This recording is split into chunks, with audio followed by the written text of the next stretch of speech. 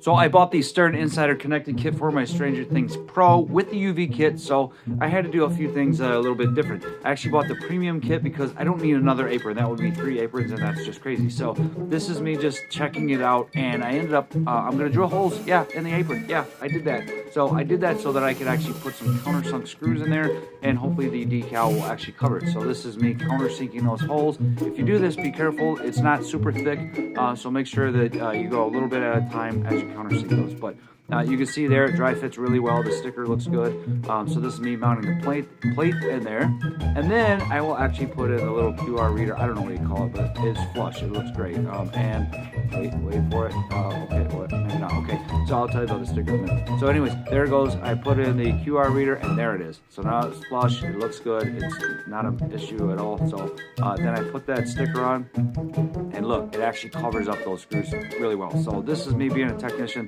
routing that RJ45, coax, whatever you want to call it. It's just a cable. And I'm going to put that to the node board in a minute, but I got to secure the apron first.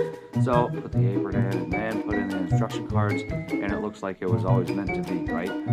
So there I put that in, and I think the next thing I do is, yep, here we go. So I got done with the apron card, and now I'm routing the RJ45 across these wires, and then I'm going to connect that to the node board, and also reconnect the UV apron light on both sides of that. So then take my little snips and cut off the little, whatever you call it, the tails, we'll call them tails.